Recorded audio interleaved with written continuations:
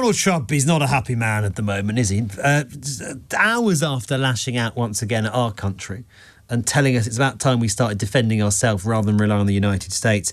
Now, a further blow to the US president, as tonight a judge has ordered a halt to Donald Trump's big pet project of turning the East Wing of the White House into a mega ballroom, the like of which Trump says, as he does about many things, the world has never seen before. But a case was brought, basically arguing that this was being done far too quickly, that it was against the sort of historic norms and conventions of the White House, and it's been halted, at least for now, by a judge. Donald Trump is not happy at all. Yet another rant on his Truth Social account about exactly that ruling by the judge.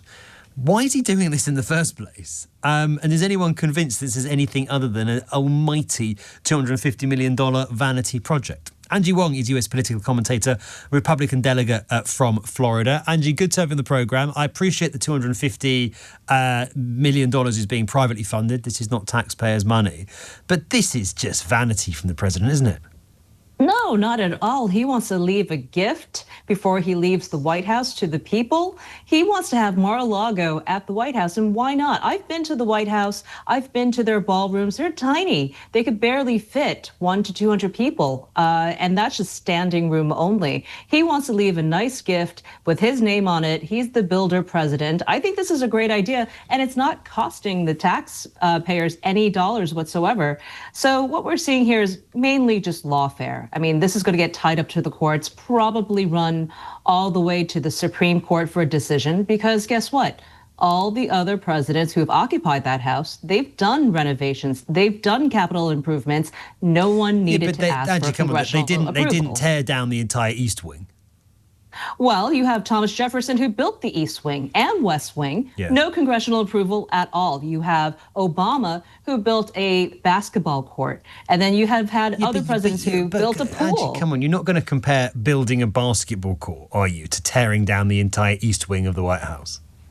Well, look, it was more than just a ballroom. Underneath it was going to be another central command for a military, military operations room. There was going to be a lot of modernizations to the White House, and we need that, especially since we are in the time of war. Why wouldn't we have something that's going to protect the president? So I don't think this is a bad thing. Beyond a ballroom, this is a modernization of a White House that desperately needs it. I mean, he seems to be spending a lot of time and focus and energy on this. Several posts again today on his Truth Social account about this ballroom. We've got an international war going on. The world is being held to ransom by Iran because Donald Trump launched airstrikes at that country without a plan to keep the oil flowing. Should he not be worrying about more important things than his big fancy ballroom, Angie? Yeah, and don't forget, in Miami here, he's building the Trump Library that he just announced yesterday with the renderings, and it's going to be a 50-story building. So he's just building. Look, he can do it all. He could run a war in Iran and also build a ballroom. I don't think those are interchangeably. He's not doing a very good job of running the war in Iran. And if he focused a little bit more on getting the world's oil supplies flowing again than he is about ranting about his planning permission for a ballroom, then we might all be better off. Well, he did just mention 2 to 3 weeks before the Straits of Hormuz will be fully open, and we might be done with the operation there. Not only did he say that, Marco Rubio, our Secretary of State, also said the same. How's he going to achieve that? They put out just about an hour or two ago. That's exactly the statement that they had just put out. He expects 2 to 3 weeks. Did I say hours? No, I said weeks, right? Yes. I just want to make sure. Yeah, you said weeks.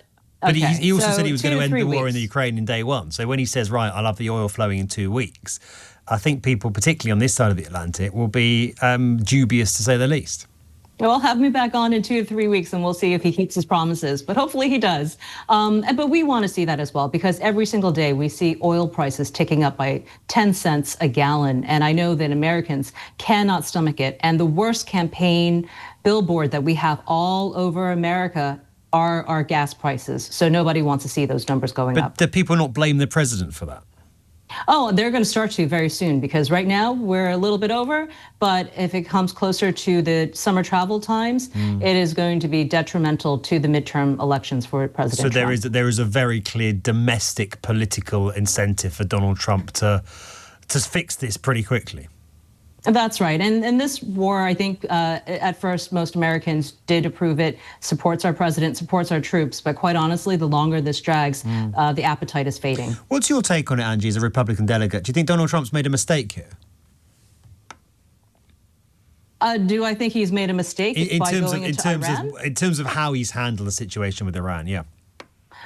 I think look, it's only been a month since the first strike in Iran, and I think that this was a very quick operation. His initial goal was to make sure that Iran never can threaten the world again, either with energy or with their nuclear program. I don't think the mission is accomplished yet. He is buying time while trying to calm down the markets, which we saw with the charade last week with the peace talks.